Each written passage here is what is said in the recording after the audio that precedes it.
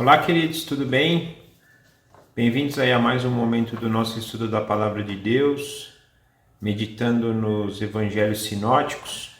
Hoje nós vamos terminar o trecho que temos estudado do Sermão do Monte e a base vai ser o capítulo 7 de Mateus, dos versículos 13 a 29, também no seu trecho paralelo em Lucas, do capítulo 6, versículo 43 a 49.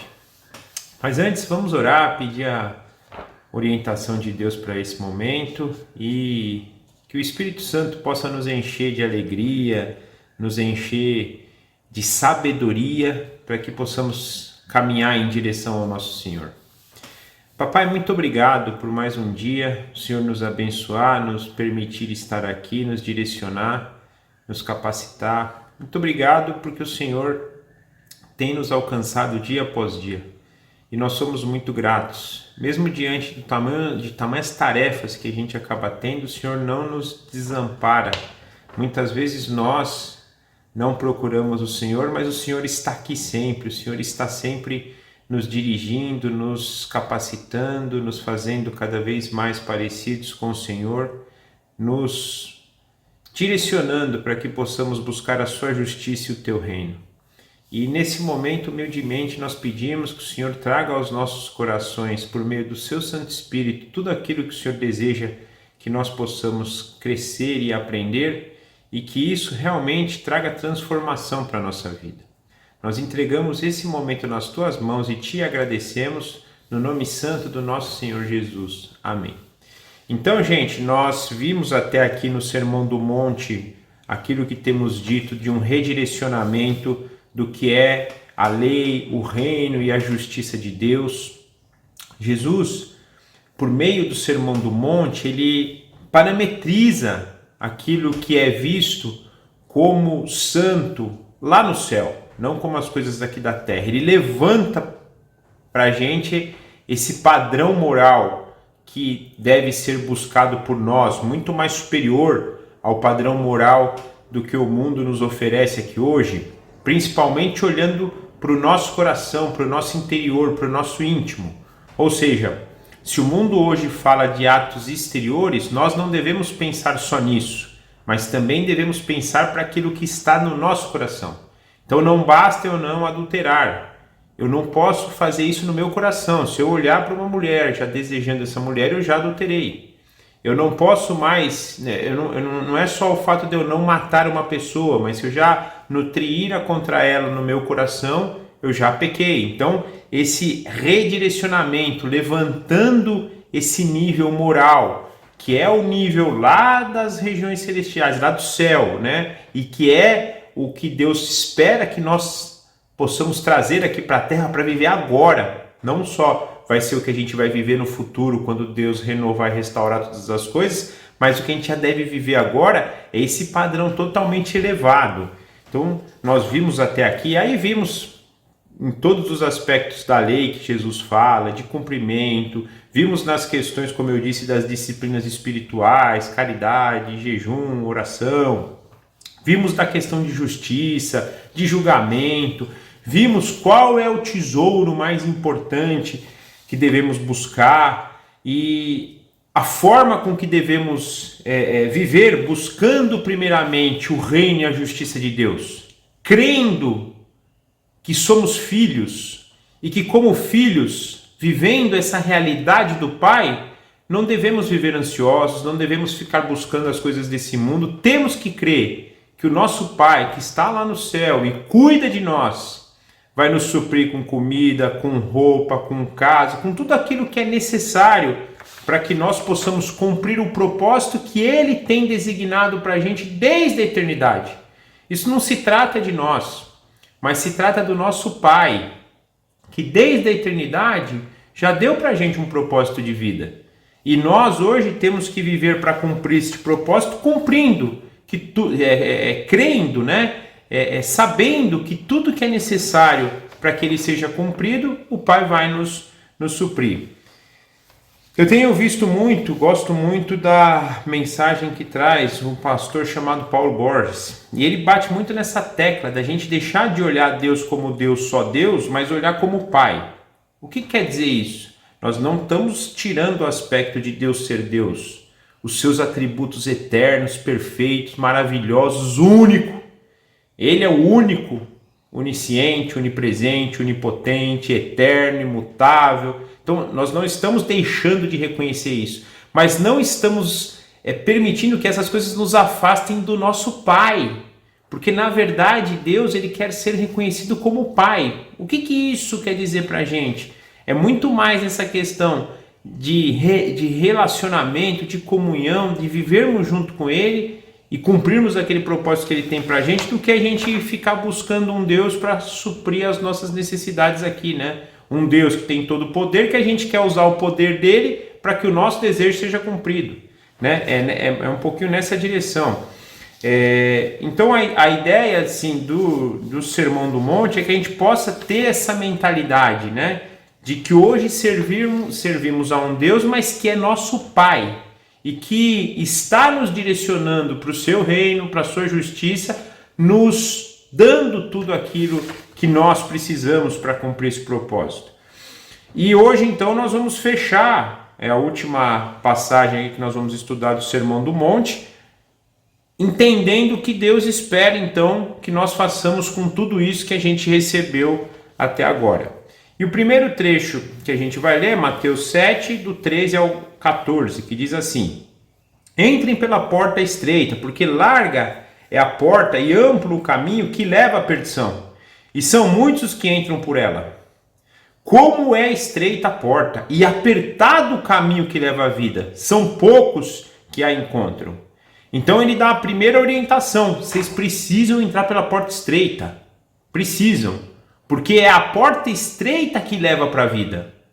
A porta larga é a que leva à perdição.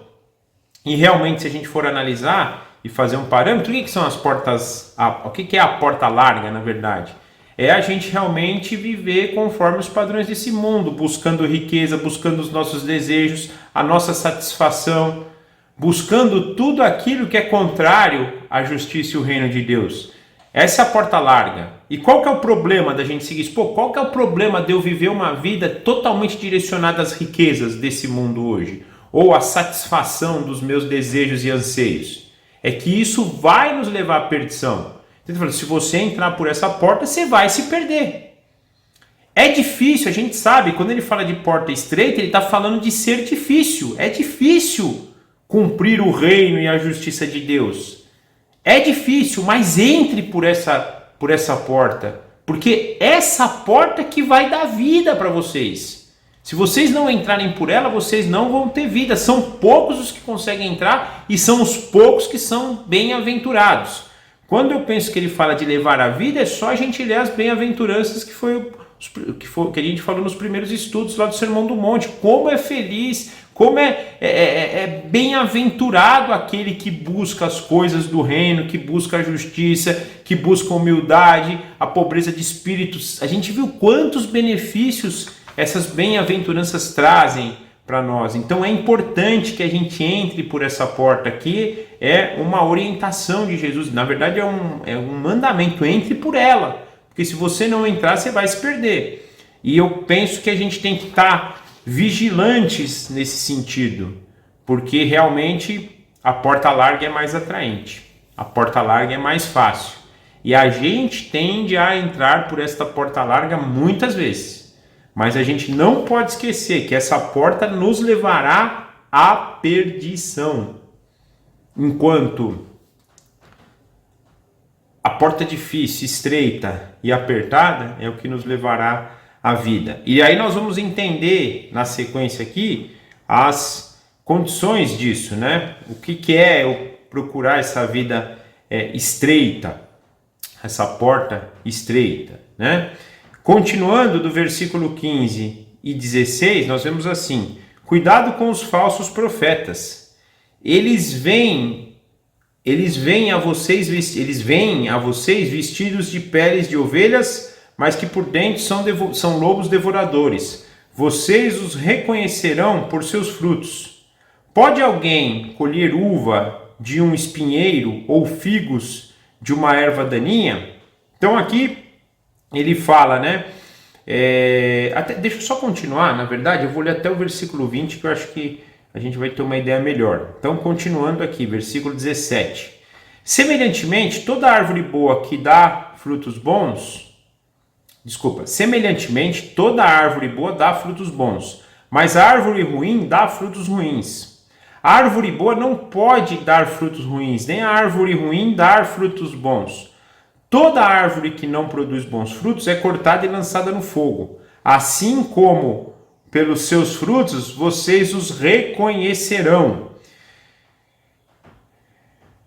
Mateus fala dos falsos mestres. Lucas, na passagem semelhante, no versículo 43 ao 49, diz assim: nenhuma árvore boa dá frutos ruins, nenhuma árvore ruim dá fruto bom. Toda árvore é reconhecida pelo seu fruto.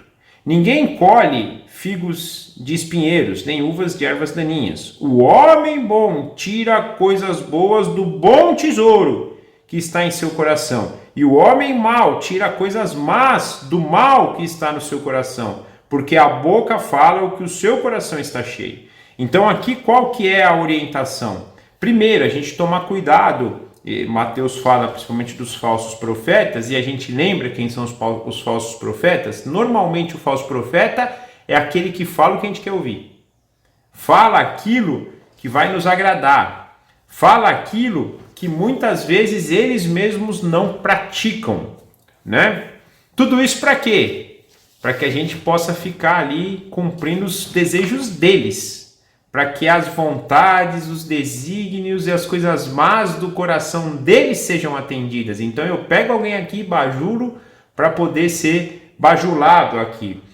E pelas obras nós os conheceremos, né? Então como é que essa pessoa que está se dizendo profeta, ou até o homem que se diz bom? Vamos abranger também, como Lucas fez, para o homem também que se diz bom. Como é que é a vida dele? Ele é um cara que durante as tribulações que a vida vai trazer, vai ter paz? Vai saber lidar vai lidar com a situação com sabedoria?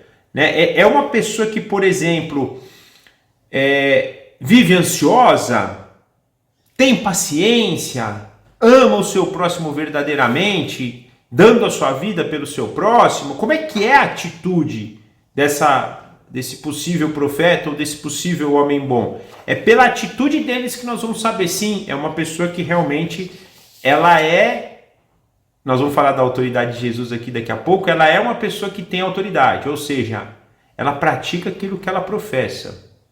E principalmente ela professa aquilo que ela ouviu de Deus, por meio da palavra, por meio do Espírito. Então, por isso vai dar. Não tem como, ele faz até a comparação da árvore aqui, não dá para uma árvore, primeiro ele fala nem de bom e ruim, ele fala de fruto, né? Não dá para uma figueira ou um espinheiro dar uvas, não dá para uma erva daninha dar figo, então não tem jeito, né?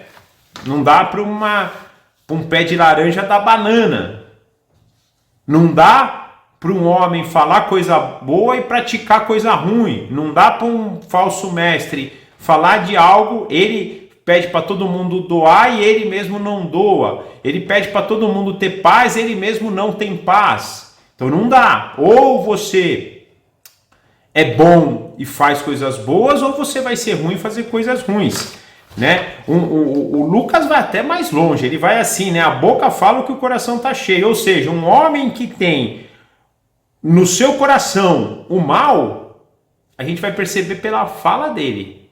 Já o homem que tem no seu coração o bom tesouro de Deus, vai falar coisas boas, vai proferir coisas boas. E proferir aí numa situação cotidiana, tá? Eu penso que essa questão do nosso falar, e mais eu vou até aumentar aqui, porque Lucas fala da boca, mas eu acho que as nossas ações também vão refletir aquilo que está no nosso coração. A gente fala e a gente faz aquilo que o nosso coração está cheio. Principalmente nas situações que eu não estou no centro da atenção. Porque Por exemplo, um falso profeta, ele ir lá no domingo, no culto e fazer tudo certinho, ele treina para aquilo. Ele vai fazer bom, ele vai fazer bem aquilo. Se olha ele no púlpito, pô, legal, é um cara que, pô, bacana, olha, ele falou bem, ele pratica o bem, ele é um cara do bem. Agora, será que na vida cotidiana dele em casa, por exemplo, é um cara que respeita os filhos, respeita as pessoas, que no trânsito não briga, que não mente para certas coisas? Vocês entendem a diferença? Para uma situação que eu tô atento, tô treinado, vai ser fácil eu ser uma boa pessoa. Às vezes eu vou camuflar aquilo que está no meu coração, mas no meu dia a dia eu vou mostrar. Então, se eu tô no trânsito, o cara me fechou, eu xingo ele, mostrei o mal que está no meu coração. Se uma pessoa me questiona algo, eu por medo falo a mentira, mostrei aquilo que está no meu coração. Aí eu vou mostrar que meu coração é mau, né?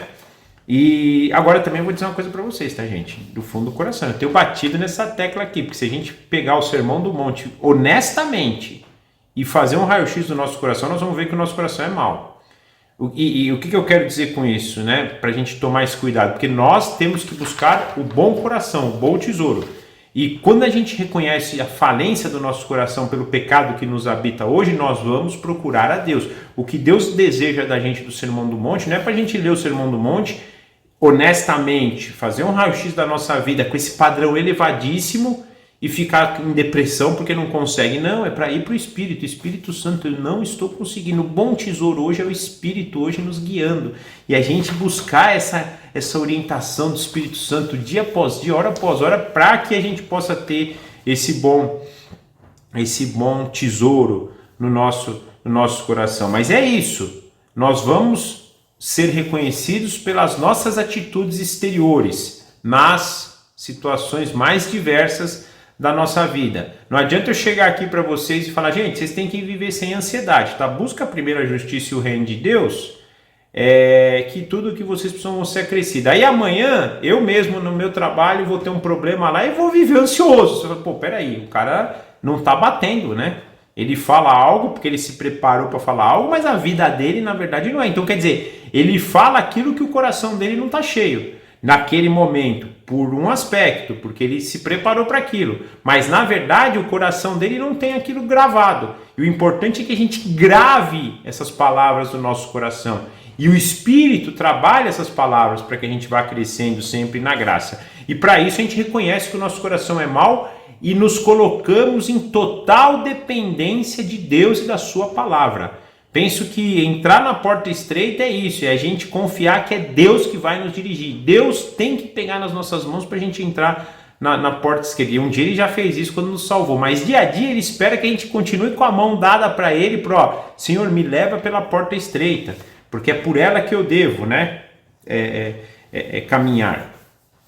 Aí avançando do versículo 21 ao 23 de Mateus, ele continua falando inclusive dos falsos mestres, né?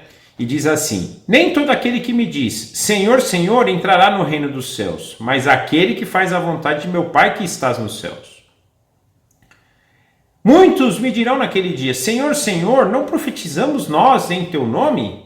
Em teu nome não expulsamos demônio e não realizamos muitos milagres? Então eu lhes direi, nunca os conheci, afastem-se de mim, vocês que praticam o mal. E aí, é basicamente isso, né? E a gente vê realmente muitas pessoas usarem o nome de Deus, os falsos profetas, mesmo na época de Israel, se a gente lê a Bíblia, né? A gente vai ver, a gente vê hoje muitos falsos profetas, né, que falam em nome de Deus, que proclamam em nome de Deus, que dizem salvar em nome de Deus, expulsar demônios, fazer milagres e afins, mas que no fundo nunca foram um dos escolhidos, nunca foram de nós. O livro de Atos vai falar muitos dos que se desviaram também. Na verdade se diziam que eram, mas nunca foram. E nem todo que diz que é. E quem vai determinar quem é? Não são aqueles que fazem obras, mas são os que obedecem. A obediência é a chave. E aí a gente fala, pô, mas como é que eu vou saber se uma pessoa tem obediência? Pelo fruto, é o que ele disse. O cara pode ir domingo expulsar 1000 demônios, Pode ir domingo, falar do nome de Cristo maravilhosamente.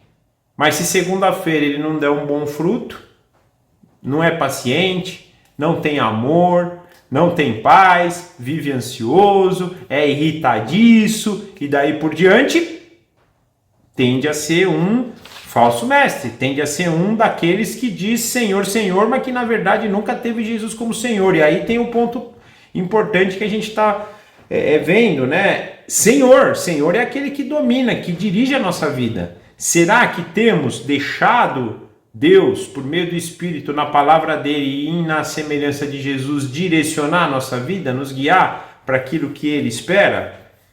Então, é importante isso, porque as obras não são sinal de que são, né, os que são, mas sim, as obras, e aqui só uma coisa importante, né, não são obras, lógico que a gente vai, não estou dizendo que a gente não vai, as nossas obras não vão aparecer, mas o que ele está direcionando aqui, de novo, são essas obras em momentos determinados, treinados, né? O cara chega domingo, agora vamos fazer a sessão de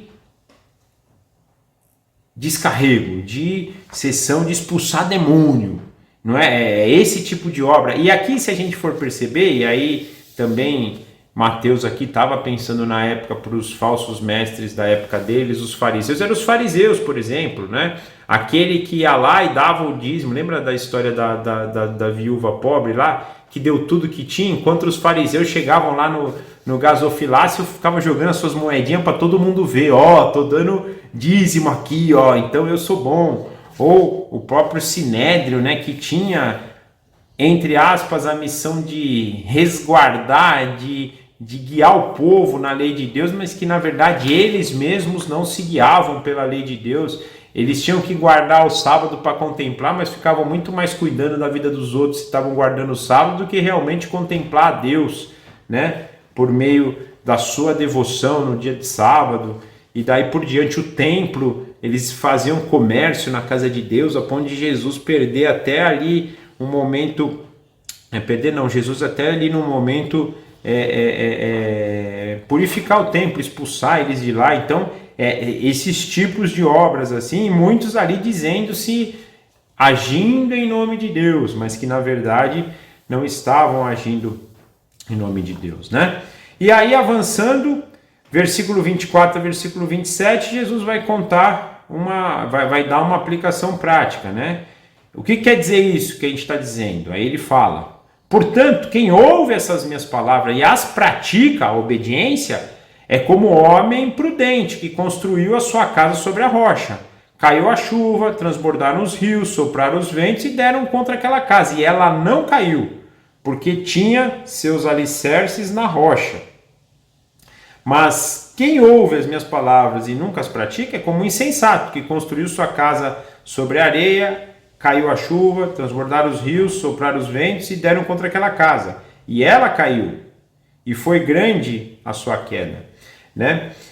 Aí ele faz esse exemplo aqui da casa que é construída na rocha, da casa que é construída na areia, para nos dar essa direção. E aí tem um ponto aqui importante, gente. Vocês sabem, eu trabalho com engenharia. Você construir uma casa na rocha é muito mais trabalhoso, é a porta estreita, né? É muito mais trabalhoso do que construir uma casa na areia. Você demora mais tempo, a fundação precisa ser muito bem trabalhada, você precisa achar a rocha. Então, você começa a obra, quem vai começar a obra na casa na areia? E quem vai começar a obra na casa na rocha, vai construir na rocha, a gente vai ver a casa da areia construir muito rápido, enquanto a rocha, você demora mais para construir. Então, quem olha para a casa na areia vai olhar, nossa, é melhor, hein? Olha como construiu rápido, né? Só que está esquecendo que a fundamentação, o fundamento dessa casa não é sólido. Qualquer ventinho vai derrubar ela. Assim é a nossa vida. E aí eu penso que a gente tem que tomar esse cuidado nessa direção também. Por isso que eu digo, é um processo. A gente está numa caminhada. A gente está construindo uma casa na rocha. Às vezes pode parecer que não está tendo resultado, que a nossa casa não está crescendo, mas na verdade a gente está fundamentando a nossa casa. Para que quando vier a chuva, o vento, e aí são as situações da vida, quando vier uma tribulação, eu não viver ansioso. Quando eu tiver alguém me afrontando, eu não vou ficar irado com com aquela pessoa. Quando eu ver um irmão realmente em necessidade, eu vou saber a forma correta de ajudá-lo. Então, e todas as outras coisas que Jesus falou aqui no Sermão do Monte, que ele está falando, se vocês guardarem isso, apesar de ser estreita a porta e de ser difícil cumprir, vocês estão construindo a casa na rocha. E lembra, quem entra pela porta estreita tem vida, e quem constrói a casa na rocha não vai cair nesses momentos, vai saber que ele tem uma rocha para se sustentar, né? E aí eu até chamo aqui, eu gosto muito dessa passagem, não é à toa que Jesus é comparado com a nossa rocha, né? A nossa fortaleza, a nossa rocha inabalável. Nós vamos ter Jesus nos fundamentando, o Espírito nos capacitando para viver toda e qualquer tempestade, toda e qualquer ventania, todo e qualquer furacão. Nós vamos estar alicerçados, indiferente daqueles que não praticam. E aqui, de novo, é prática, é obediência. Não é só professar, é obediência. Então, quando nós buscamos e estamos alicerçados nessa rocha, que é a palavra de Deus, é a sua verdade, por meio do Espírito Santo trabalhar em nosso coração, a gente vai construindo. E não se esqueçam disso, por favor, tá? De novo, construir a casa na rocha é complexo. Estou falando porque eu domino de construção. Conheço de construção. É complicado. Às vezes a gente quer construir lá na areia porque constrói rápido, mas não é o foco. A nossa caminhada com Cristo de santificação é um processo que às vezes a gente olha e fala, nossa, eu não estou evoluindo, eu não estou crescendo, mas a gente tem que permanecer firme, porque quando a gente tem esse contato com Deus, esse relacionamento, esse direcionamento da sua palavra, quando a gente deixa o Espírito Santo trabalhar o nosso coração, pode ser que aos olhos humanos a nossa casa não esteja crescendo, mas aos olhos de Deus está crescendo, e está crescendo na rocha. Ou seja, nada vai nos abalar. Nós precisamos, eu gostaria que a gente pudesse sair desse Sermão do Monte com esse entendimento. O reino e a justiça de Deus é o inverso das coisas desse mundo. Se o mundo fala algo, pode ter certeza que o universo, o mundo que eu digo é esse mundo caído, né? O que a gente chama lá da Grande Babilônia, né? Esse mundo onde as pessoas falam para você olhar para o eu, enquanto na verdade Deus pede para a gente olhar para o nós. Esse é o grande ponto. Gente, pode perceber, se depois vocês puderem meditar sobre isso, o mundo hoje fala, olha para você, tenha você autoestima, busca os seus desejos, busca os seus anseios, faça tudo para que a sua vontade seja cumprida, faça tudo para que você seja feliz. Na boa, não dá para a gente ser, a gente viu na passagem anterior, mais bem-aventurado é quem dá do que quem recebe. E aí a gente tem que pensar nisso em todas as vertentes. Se eu quero ser feliz, eu preciso fazer as pessoas felizes. Podem ter certeza, gente, o dia que a gente buscar fazer as pessoas felizes, nós vamos ser felizes. Porque aí quem garante pra gente é o nosso Pai. E a alegria que vem do nosso Pai é infinitamente melhor do que a qualquer alegria que a gente pode buscar aqui na Terra. Isso que a gente precisa entender. Quando a gente se doa pro nós, a nossa alegria vai ser completa e nós teremos vida. Esse é o ponto que a gente precisa ter alicerçado. O mundo vai focar para o eu, para o indivíduo, para os desejos, para os prazeres, para as coisas que esse indivíduo pode ter, enquanto o reino de Deus vai buscar a comunhão do nós, a junção dos filhos, vivendo sobre o cuidado, o amor e tudo que o pai pode suprir para os filhos. Podem ter certeza disso, aí a nossa alegria vai ser completa. Nós viveremos felizes, viveremos bem-aventurados. E para finalizar, todo mundo percebeu isso, versículo 28 e 29. Quando Jesus acabou de dizer essas coisas, as multidões estavam maravilhadas com o seu ensino, porque ele ensinava com quem tem autoridade e não como os mestres da lei. Ou seja, Jesus fazia o que falava. Ou seja, Jesus era uma árvore boa que dava o fruto bom. Não tinha outra coisa que eles poderiam sentir, que é estar maravilhado, porque Jesus era alguém que fazia aquilo que falava, vivia aquilo que professava. Por isso ele impactava, por isso as pessoas se sentiam maravilhadas. E esse é o ponto.